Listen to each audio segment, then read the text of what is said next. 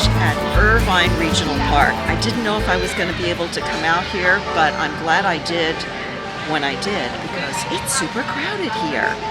I am surprised, but on the other hand, it's a Thursday morning.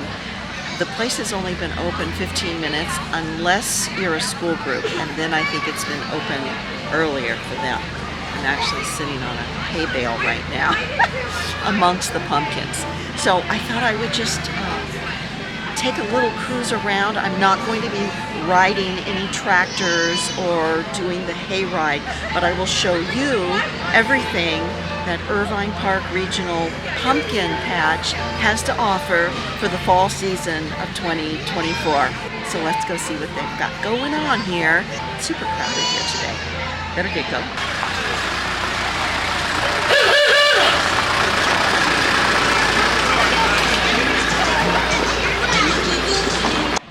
Because it is free to go into the pumpkin patch, you do not have to go stand in a line right away.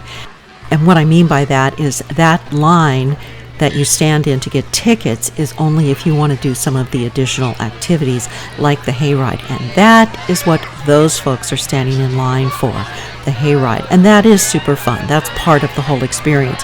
But you will have to go get some tickets for that at one of the ticket booths first. Tickets cost $8 each or $15 for $100, and some rides or activities take more than one ticket.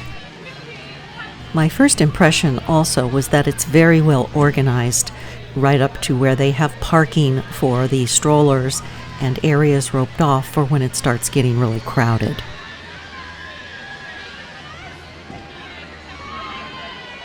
This is something else that I thought was a really great idea, that the prices go by the size, and that's when you go to check out at the end and pay for your pumpkins, you'll see that display, and there won't be a lot of questioning about what size and price when you see that display.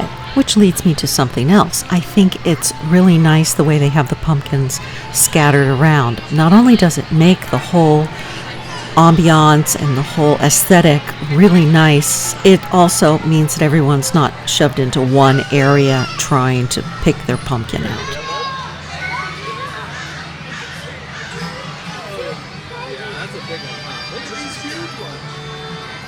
This was a cute area for photo ops and also a few other little things to do in this area, but you can see the photo op opportunities are all around the park.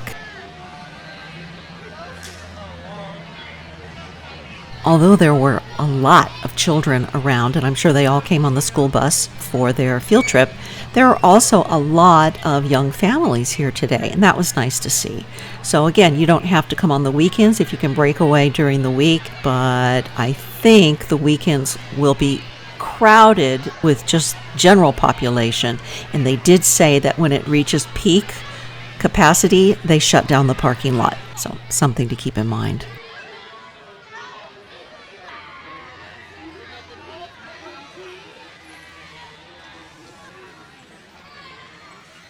This was another really cute photo op area where there were a lot of kids taking like a school picture. Super cute.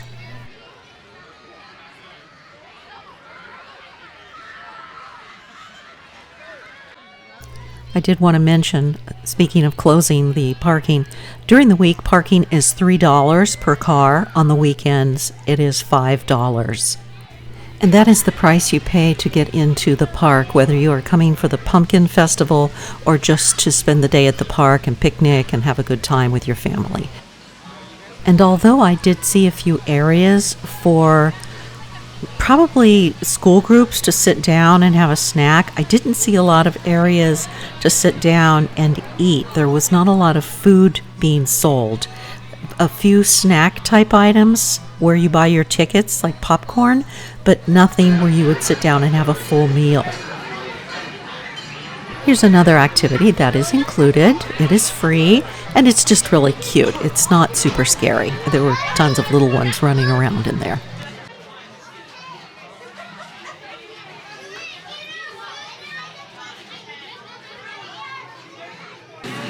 More of a black light experience.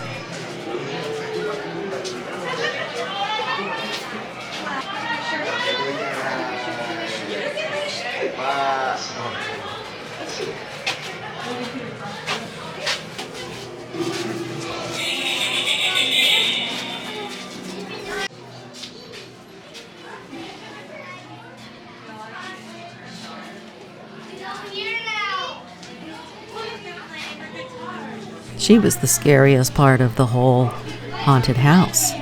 Ugh, a little creepy. And just in case you're not familiar with Irvine Regional Park, it's 495 acres. There is a petting zoo, and there are numerous areas for family picnics or sporting events. Just a lot to do at the Irvine Regional Park.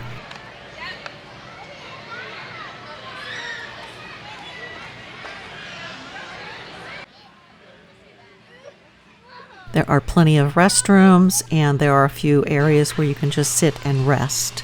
Near the back of the pumpkin farm is where you'll see this decorating area. There also was an area for cookie decorating, and I would imagine that that would be 1 or 2 tickets to do that.